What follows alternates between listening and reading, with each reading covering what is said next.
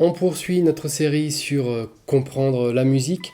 Maintenant que nous avons compris comment est construite une gamme majeure, il est temps de parler de progression d'accords. Ça nous intéresse parce que les chants que nous accompagnons sur notre instrument, il y a des accords qui suivent une certaine progression. Et c'est pour ça qu'il y a quelque chose de cohérent et d'harmonieux. La façon la plus courante de créer une progression, c'est de prendre une gamme et de l'harmoniser, c'est-à-dire de construire à partir de chaque note d'une gamme, un accord, puis de piocher parmi les accords obtenus.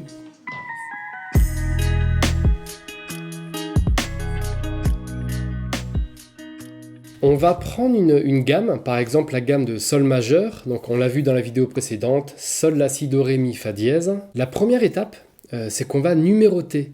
Les numéros indiquent la position des notes dans la gamme, et on appelle ça des degrés, donc degré 1, degré 2, etc. La deuxième étape, ça va être de construire l'accord pour chaque note.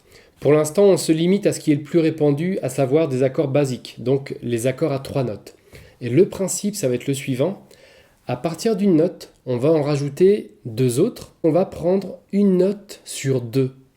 Je pars du Sol, on saute le La, on prend le Si, on saute le Do, on prend le Ré. Notre accord de Sol sera composé de Sol, Si et Ré. On fait l'exercice avec le La. On applique ce principe.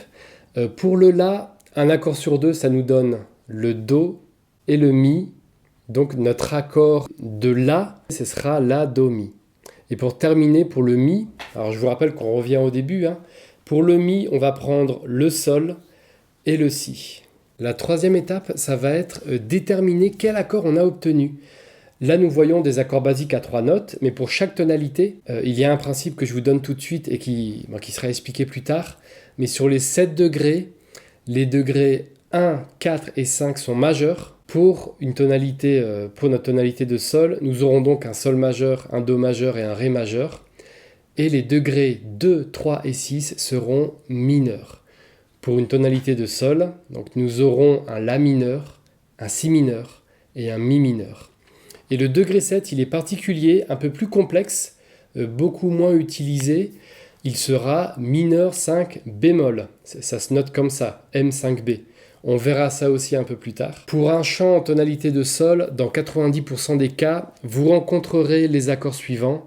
Sol majeur, La mineur, Si mineur, Do majeur, Ré majeur, Mi mineur. Pour un chant en tonalité de Sol, vous pouvez jouer n'importe lequel de ces accords, ça sonnera juste. Il y en a qui sont majeurs, il y en a qui sont mineurs, et c'est harmonieux comme ça. Ce principe de progression d'accords, vous pouvez l'appliquer à n'importe quelle tonalité, et je vais vous prendre un autre exemple.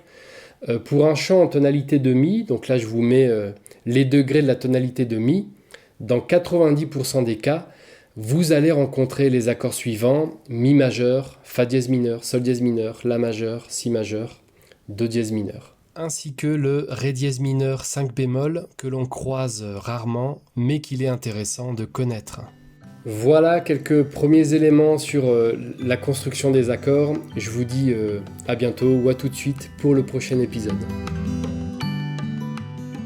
Conduire la louange avec une guitare en partant de zéro, c'est la formation que je vous propose dès maintenant. Si vous avez à cœur de guider votre communauté, votre église locale dans des temps d'adoration authentiques, cette formation est faite pour vous. On va partir de zéro, donc c'est pour celles et ceux qui sont débutants, novices à la guitare, et qui ont jamais ou très peu conduit de moment de louange. Dans cette formation, on apprend à jouer de la guitare et à préparer un moment de louange. Nous apprendrons ensemble, pas à pas, à jouer les accords essentiels, à adopter des rythmiques entraînantes et nuancées, à les intégrer harmonieusement dans un moment de louange imprégné de vérité biblique et surtout à mettre tout cela au service de la gloire de Dieu. Je vais vous transmettre des bases solides dont vous aurez toujours besoin.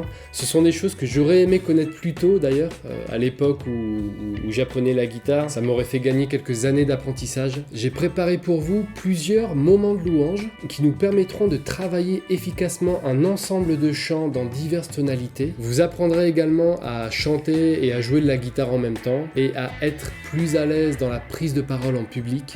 Rejoignez-moi et inscrivez-vous dès maintenant à cette formation Conduire un moment de louange avec une guitare en partant de zéro.